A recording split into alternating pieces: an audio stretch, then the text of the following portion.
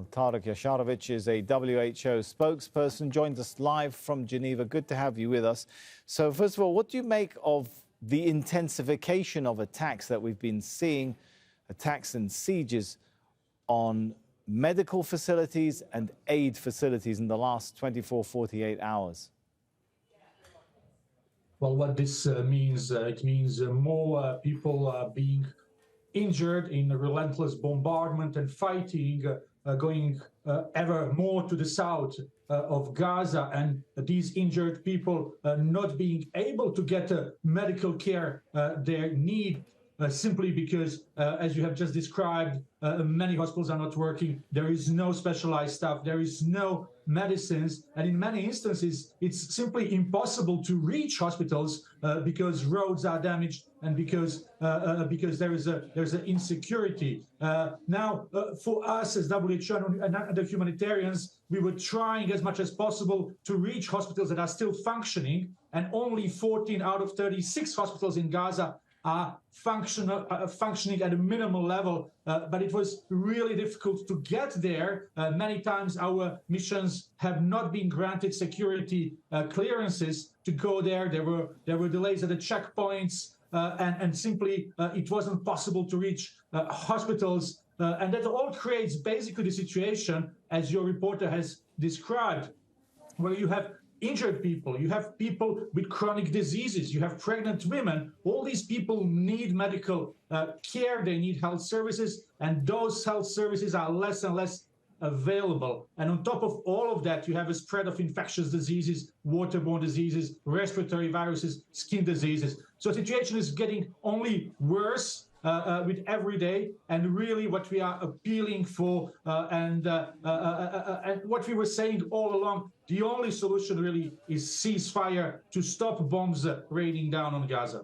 Tarik, you mentioned quite a bit. I'm going to try and unpack it. But first of all, do we have any idea how many people are dying each day simply because what would otherwise be easily obtainable medicine is something out of their reach?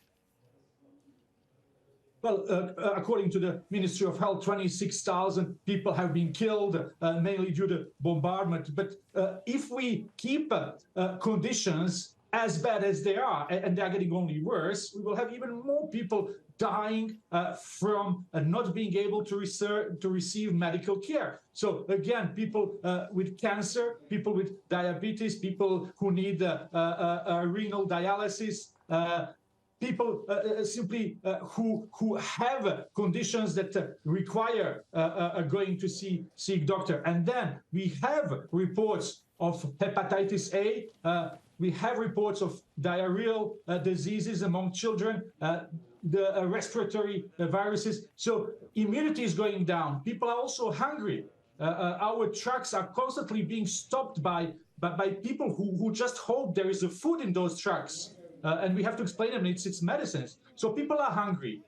People live in unsanitary conditions with no access to toilets, with no access to clean water.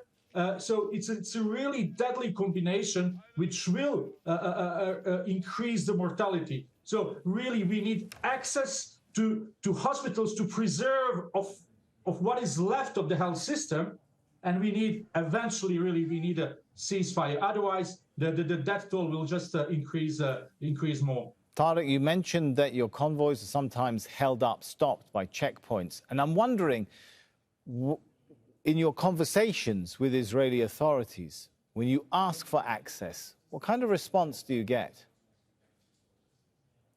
Well, we are always ready on a daily basis to go and deliver what we have to hospitals they need. What we need really guarantees that we can go where we are going. And what kind of response do you get, Tarik, though, when you ask for those guarantees? When you say, people are going to die in this area unless we can reach it, we need those guarantees. What reply do you get? Well, often those guarantees simply do not come. And when they come, when we go, there are delays at checkpoints, unnecessary delays. That there were instances where health workers from Palestinian Red Crescent have been detained, and then after long delays, when we get, for example, to Al-Shifa hospital in the north of Gaza, then we simply don't have enough of time to do what we would like to do.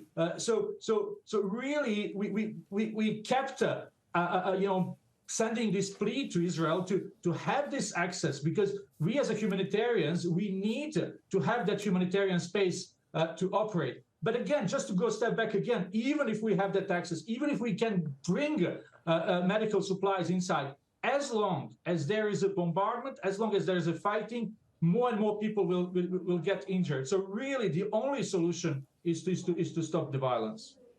All right, we'll leave it there. Thanks so much for your time in explaining this tragic situation to us. Tarik Jasarevic.